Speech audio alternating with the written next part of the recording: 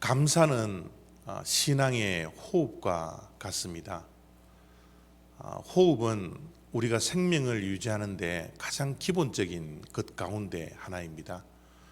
호흡과 수면, 식사 이런 것들이 우리가 생명을 유지하는 데 기본적인 건데, 호흡도 우리가 생명을 유지하기 위해서는 호흡을 해야 합니다. 그렇기 때문에 호흡은 우리가 선택할 수 없습니다. 호흡을 내가 해야 될지 하지 않아야 할지, 하고 싶지 않다고 해서 하지 않고 하고 싶다고 호흡을 하는 그런 선택이 있지 않습니다. 호흡은 살아있는 자들은 당연히 호흡을 해야 되는 것이죠. 감사도 마찬가지라는 겁니다. 감사는 우리 신앙생활의 가장 기본적인 것입니다. 호흡과 같은 것이에요. 그래서 우리가 신앙이 살아있다라는 증거는 감사를 하고 있느냐 하고 있지 않느냐에 달려 있다라는 겁니다. 진짜 감사는 다른 것이 아닙니다. 감사할 때만 감사하고 감사하지 않을 때 감사하지 않는 것은 진짜 감사가 아닙니다. 진짜 감사는 감사할 조건이 하나도 우리에게 있지 않아도 진정으로 하나님 앞에 감사할 수 있는 것, 그것이 진짜 감사입니다. 그래서 사도 바울은 범사에 감사하라, 이것이 그리스도 안에서 우리를 향하신 하나님의 뜻이라, 그렇게 말씀을 하고 있습니다. 범사라는 것은 좋은 일이 있든지 나쁜 일이 있든지, 기쁜 일이 있든지 슬픈 일이 있든지, 어떤 상황에 있다 할지라도 하나님께 감사하라 라는 그런 말씀입니다. 오늘 우리가 읽었던 말씀 4절 말씀을 보도록 하겠습니다. 그리스도 예수 안에서 너희에게 주신 하나님의 은혜로 말미암아 내가 너희를 위하여 항상 하나님께 감사하노니. 사도 바울이 고린도 교회에 서신서를 보내는 것이 고린도 전서, 고린도 후서입니다. 우리가 잘 알다시피 이 고린도 교회는 사도 바울이 선교 2차 여행 때 개척한 교회입니다. 개척한 교회일 뿐만 아니라 그 고린도 교회에 대해서 굉장한 애착을 가지고 있었습니다. 그래서 고린도에 오랫동안 머무르면서 목회를 했던 교회가 고린도 교회로 알려져 있습니다. 그런데 이 고린도 교회가 말이죠, 문제가 참 많았습니다. 어떻게 보면 교회에서 가질 수 있는 모든 문제가 이 고린도 교회에 다 있었습니다. 그 당시는 교회 신문이 없었겠지만, 만약 교회 신문이 있었다면 고린도 교회를 향하여서 이게 교회냐? 라고 손가락질을 받을 수밖에 없는 정말 문제가 많은 교회, 그 교회가 고린도 교회였습니다.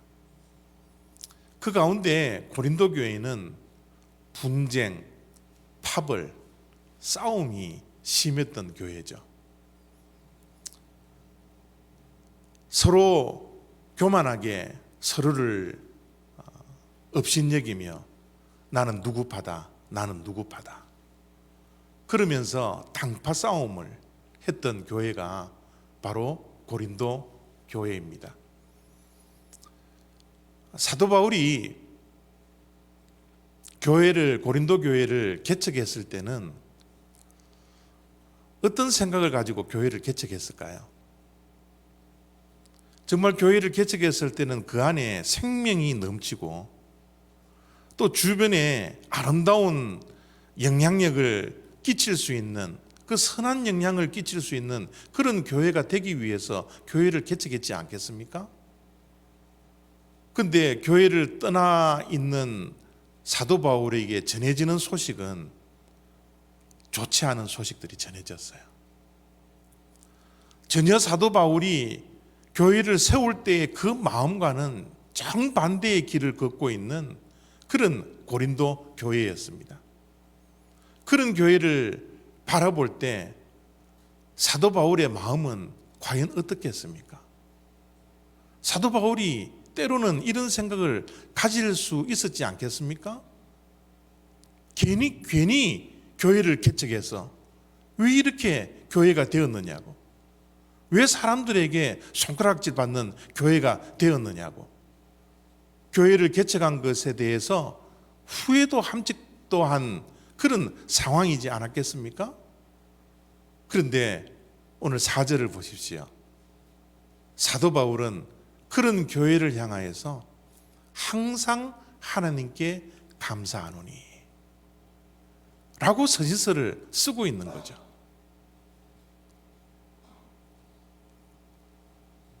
한 번 감사한 것도 아니고 2번 감사한 것도 아니고, 감사를 했다가 원망했다가 그런 감사가 아니라 사도 바울은 문제 많은 그 교회를 바라보면서 항상 하나님께 감사했다라고 말을 하고 있는 겁니다.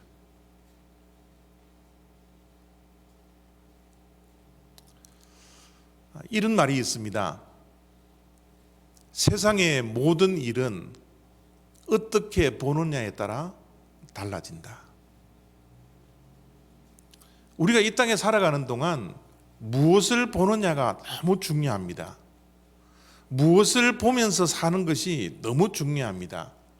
그러나 무엇을 보느냐도 중요하지만 보는 그것을 어떻게 보느냐가 훨씬 더 중요하다는 것을 말씀을 하고 있는 것이죠. 어떻게 보는지가 무엇을 보는지를 결정할 만큼 사물을, 사건을, 환경을, 내 인생을 어떻게 바라보느냐가 굉장히 중요합니다. 여러분, 쥐를 보면 혐오스럽죠. 쥐를 보면 징그럽습니다. 쥐를 보기를 싫어합니다. 대부분의 사람들이요. 그러나 월트 디즈니라는 사람은 쥐를 이렇게 보고 있습니다. 세상에서 어린아이들이 가장 좋아하는 캐릭터가 미키마우스와 미니마우스예요. 똑같은 쥐를 보지만 월트 디즈니의 눈에는 다르게 보였던 겁니다. 혐오스러운 쥐가 아니라 귀여운 쥐로 월트 디즈니는 바라보았다는 거죠. 쥐를 어떻게 보느냐에 따라서 혐오스러운 쥐가 귀여운 쥐로 바뀌어 버렸습니다. 그래서 오늘날 디즈니랜드가 탄생하고 디즈니랜드가 인기를 누리고 있는 것이 바로 저 쥐의 캐릭터이지 않습니까? 사물을, 무엇을 보느냐도 너무 중요하지만 그 똑같은 사물을 어떻게 보느냐도 너무도 중요하다는 겁니다. 고린도 교회는 너무나 많은 문제를 가지고 있었습니다. 보기만 봐도 싫어지는 그런 교회의 모습이었습니다. 그러나 사도 바울은 다른 시각을 가지고 그 교회를 바라보기 시작했어요. 다른 시각을 가지고 바라봤기 때문에 하나님께 항상 감사하다라고 서신서를 쓰고 있는 것입니다.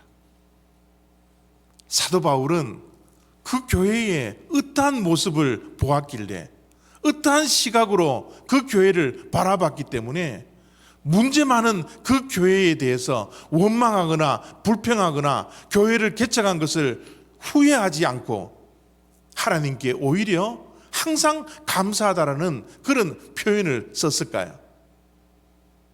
4절을 다시 한번 보겠습니다.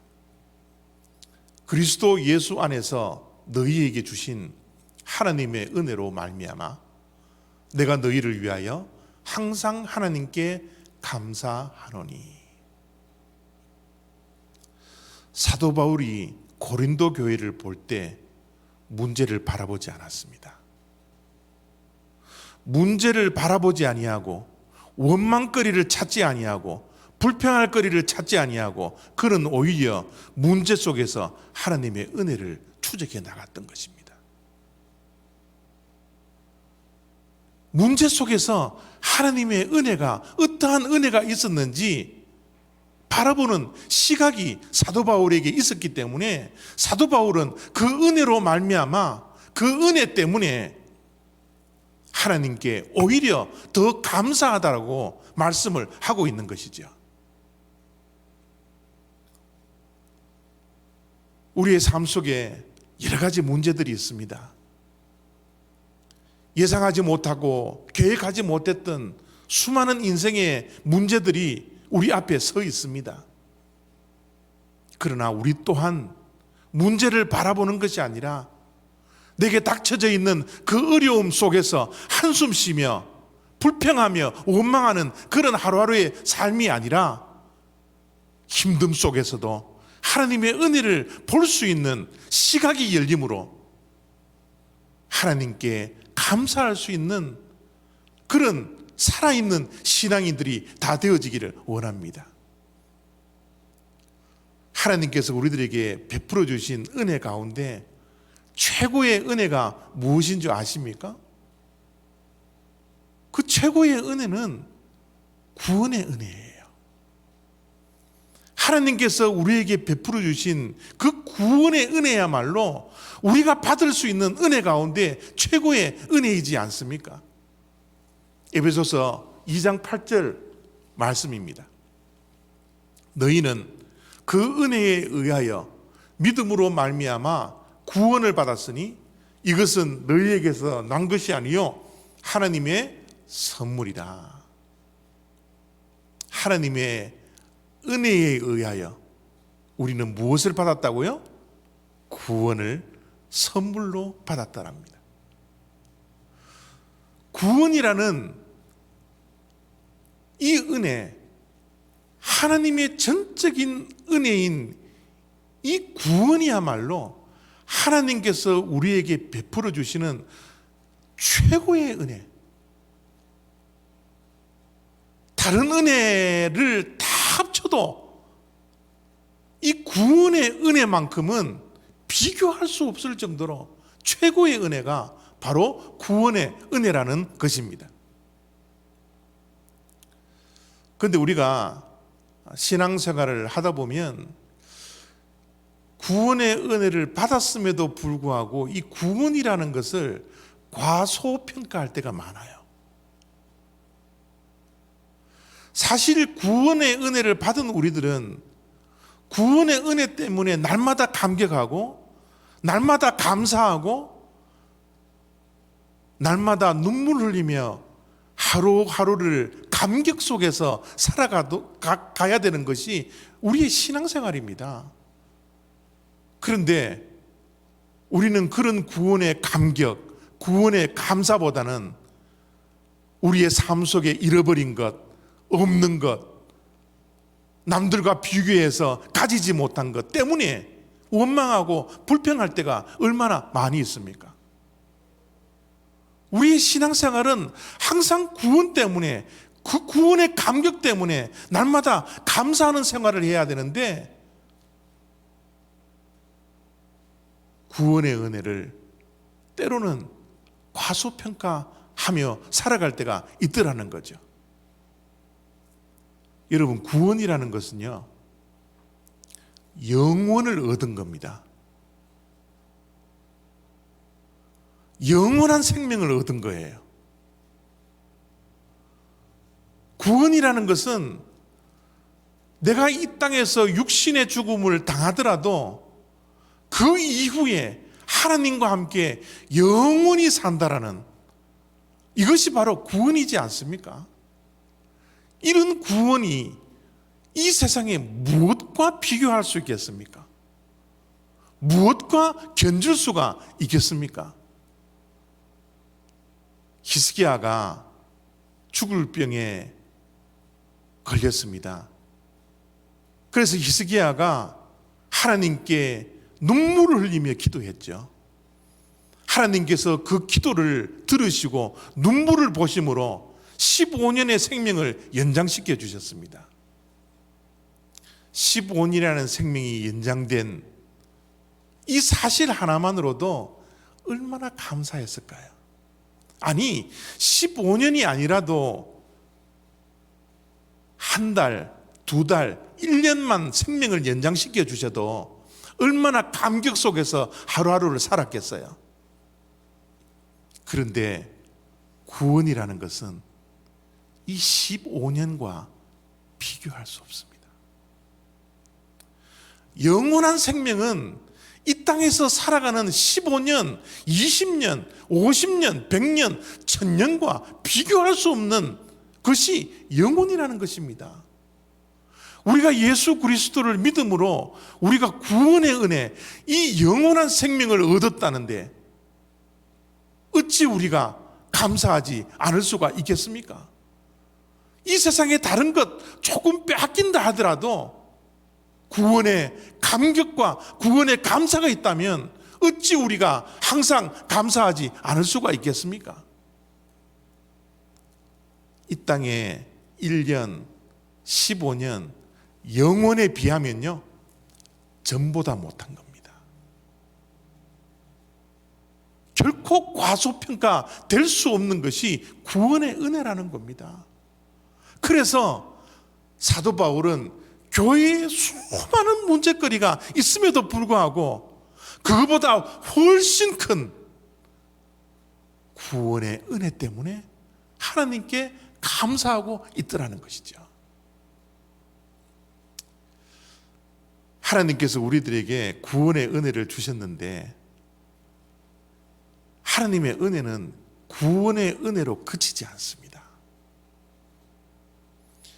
하나님의 은혜는 이 땅에 살아가는 우리 믿는 자들의 삶 속에서 메마르지 아니하게, 마르지 않도록 하나님께서는 때에 따라 돕는 은혜를 우리에게 계속해서 부어주시는 것이 하나님의 은혜입니다.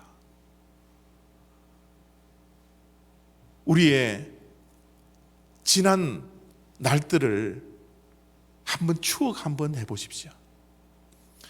우리가 지나온 인생의 발걸음을 한번 생각해 보십시오. 모든 인생의 발걸음이 하나님께서 베풀어 주신 은혜였지 않습니까?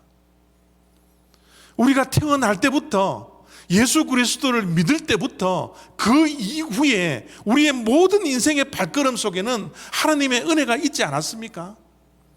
지금까지 지내온 것 모든 것이 다 하나님의 은혜였지 않습니까? 하나님의 은혜가 함께 하지 않았던 우리의 인생이 어디에 있습니까? 2020년도 벌써 11월 달입니다. 이제 2달만 지나면 2020년도가 끝나버립니다. 2020년 한 해 동안 얼마나 많은 일들이 있었나요? 얼마나 많은 문제거리들이 우리 앞을 가로막고 지금도 문제 속에서 살아가고 있습니까? 특별히 이 코비드-19이라는 이 엄청난 전염병 때문에 우리가 얼마나 힘들고 얼마나 답답한 하루하루의 삶을 살아가고 있습니까? 그러나 그 가운데서도 하나님의 은혜는 메마르지 않았어요.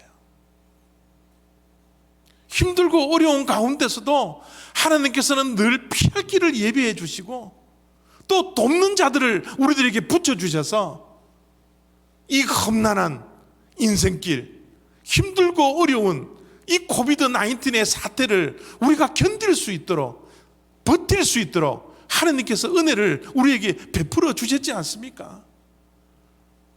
과거에도 하나님께서 은혜를 주셨지만 현재에도 미래에도 하나님의 은혜가 우리의 삶 속에 메마르지 않는다라는 것, 이것을 오늘 이 시간 우리들이 기억해야 하지 않겠습니까? 하나님의 은혜만 생각하면 우리는 감사가 넘칩니다. 모든 것이 하나님의 은혜입니다 라는 깨달음만 있으면 우리의 인생의 모든 인생의 발걸음에 내가 생각하지도 않은 일들, 계획하지도 않은 일들, 내가 바라지 않는 일들이 내 삶 속에 펼쳐진다 할지라도 그 가운데서 하나님의 은혜를 볼 수 있는 시각만 있다면 사도 바울처럼 문제 속에서도 항상 감사할 수 있는 감사의 영성이 우리들에게 차고 넘치지 않을까요? 감사의 문은 깨달음으로 열립니다. 우리가 언제 철들어서 부모에게 감사할 수 있습니까? 부모의 은혜에 대한 깨달음이 있을 때, 내가 지금 서 있는 것 부모님들의 뒷바라지가 아니었다면, 부모의 기도가 아니었더라면, 부모의 사랑이 아니었더라면 내가 존재할 수 없다라는 것을 깨달을 때 우리는 부모에게 감사하지 않습니까? 지금까지 지내온 것, 내 혼자 힘으로, 내 능력으로 이곳까지 온 것으로 우리가 생각할 때는 감사하지 않았는데 이 모든 것이 하나님의 은혜였음을 깨달을 때 우리는 하나님께 감사할 수 있는 것이지요. 그런 깨달음이 없을 때라도 우리가 구원받았다라는 이 감격과 감사가 우리들에게 있다면 범사에 하나님께 감사하는 마음이 우리의 삶 속에 충만해지지 않겠습니까? 바울의 감사는 조금 독특하고 탁월한 점이 있었습니다. 바울의 감사는 오늘 말씀을 보니까 현재에 있지 않더라고요. 현재의 삶을 바라보면 문제투성이 속에서 때로는 실망하고 낙심하고 절망할 수도 있지만, 후회할 수도 있지만, 사도 바울의 관점은, 사도 바울의 시각은 현재에 있는 것이 아니라 미래에 있었기 때문에 사도 바울은 감사가 넘쳐나더라고요. 오늘 말씀 8절입니다. 주께서 너희를 우리 주 예수 그리스도의 날에 책망할 것이 없는 자로 끝까지 견고하게 하시리라. 사도 바울에게는 미래에 대한 소망이 있었습니다. 고린도 교회가 현재에는 문제가 많았지만, 문제투성이었지만 미래에 그리스도의 날에 주께서 고린도 교회의 성도들을 끝까지 흔들리지 않게 견고하게 지켜주실 것이라는 이 미래에 대한 소망, 이 소망이 있었기 때문에 사도 바울은 감사할 수 있었던 겁니다. 이 미래에 대한 소망의 근거가 무엇입니까? 미래에 대한 소망의 근거는 다른 것에 있지 않습니다. 하나님에 대한 절대적인 믿음이에요. 사도 바울의 8절의 말씀을 보십시오. 끝까지 견고하게 해주시는 것은 누구입니까? 주께서.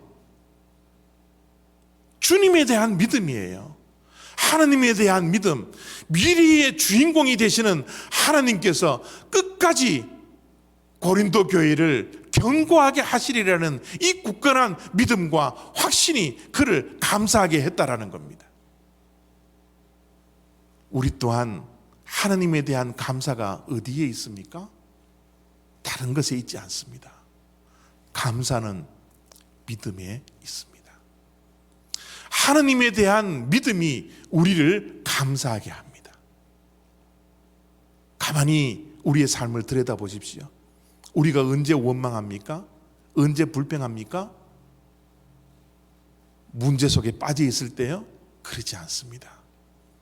문제 속에 빠져 있을 때 우리의 믿음이 약해지면 우리는 원망하게 됩니다. 문제 속에서 문제에 빠져 있을 때라도 우리의 믿음이 강하면 그 문제 속에서도 우리는 얼마든지 감사할 수 있습니다. 믿음과 감사는 정비례 합니다. 우리 믿음이 약해지면 원망이 앞서고요, 믿음이 더욱더 강해지면 우리는 감사가 넘쳐납니다. 감사와 믿음은 항상 정비례라는 것을 우리는 기억해야 합니다. 사도 바울의 모습을 보십시오.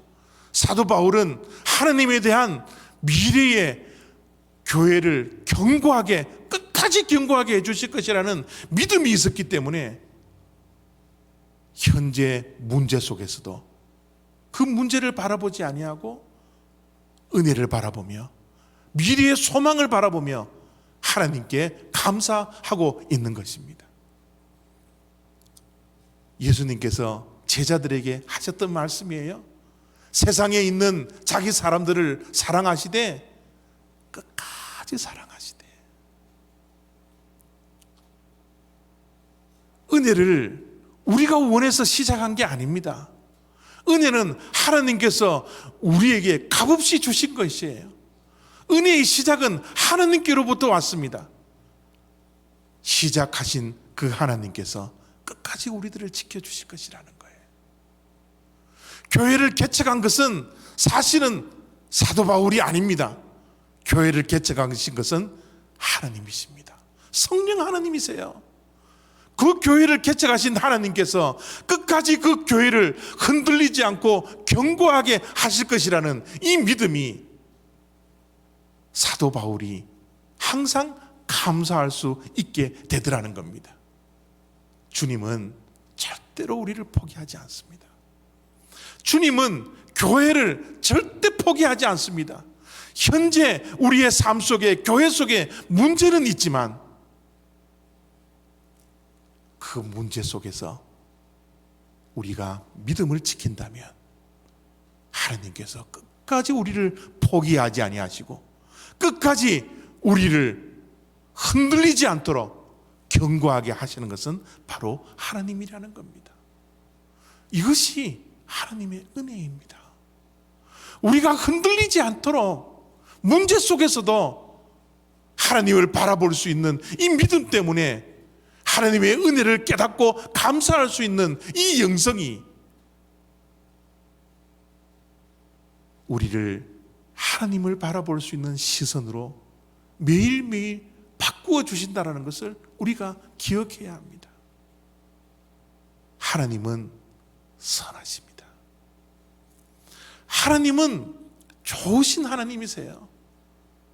하나님은 우리를 선하신 곳으로 인도하시지 나쁜 곳으로, 악한 곳으로 우리를 인도해 가시지 않습니다.